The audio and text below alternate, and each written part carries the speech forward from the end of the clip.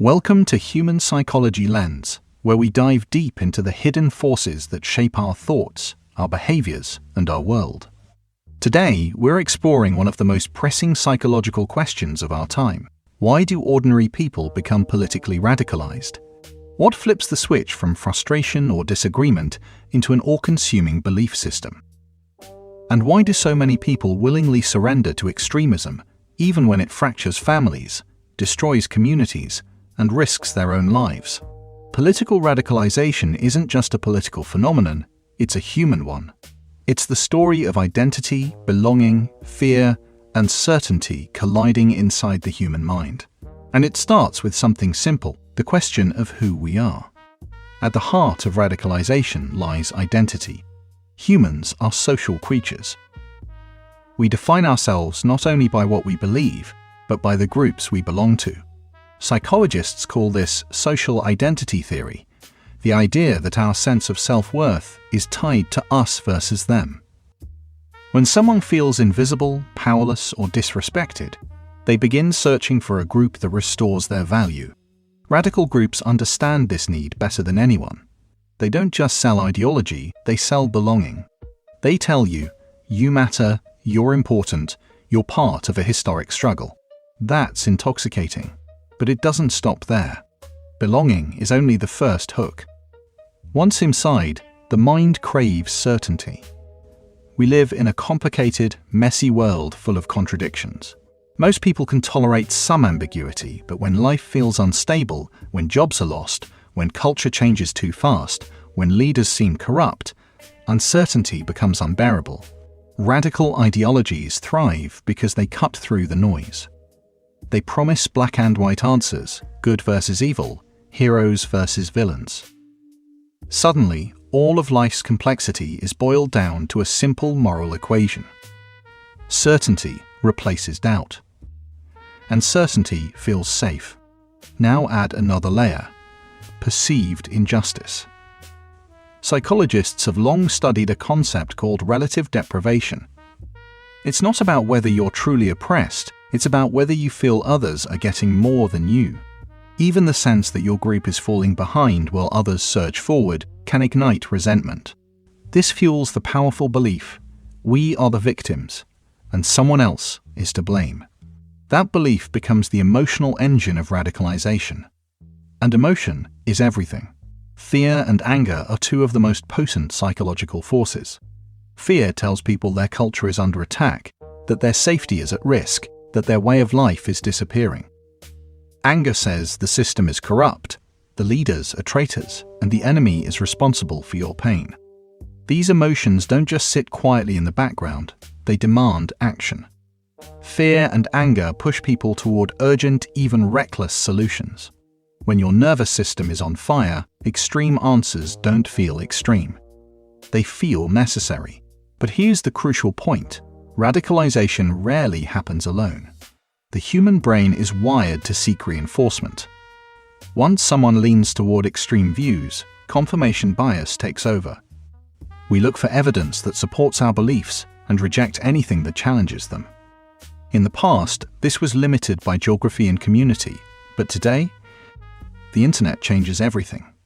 Online echo chambers amplify radical ideas, surrounding people with voices that validate, encourage, and normalize extremism.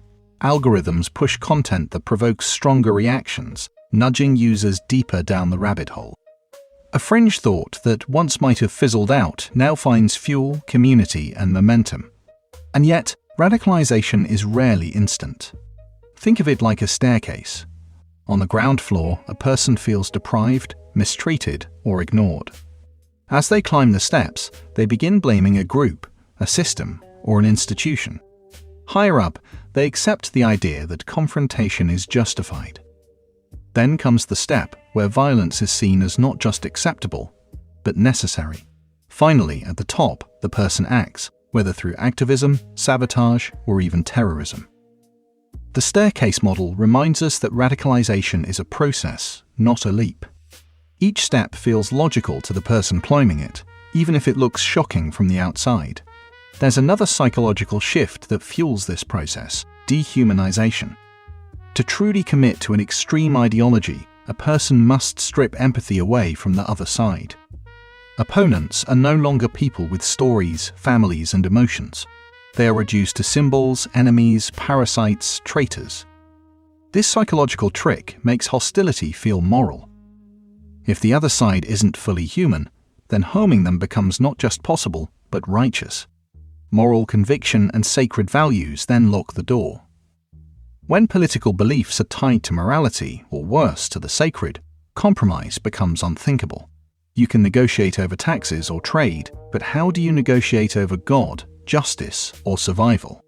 To radicalized minds, the cause is holy, the mission is pure, and every sacrifice is justified. This makes the ideology immune to reason. No amount of debate or evidence can sway someone who views their beliefs as sacred. And let's not forget the group effect. Social psychologists call it group polarization. When people gather with like-minded others, they don't become moderate, they become more extreme.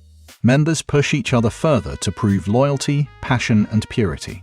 In radical groups, moderation looks like weakness. Extremity looks like strength. And so, the cycle deepens. But what makes some people more vulnerable than others? Often, it's personal crisis.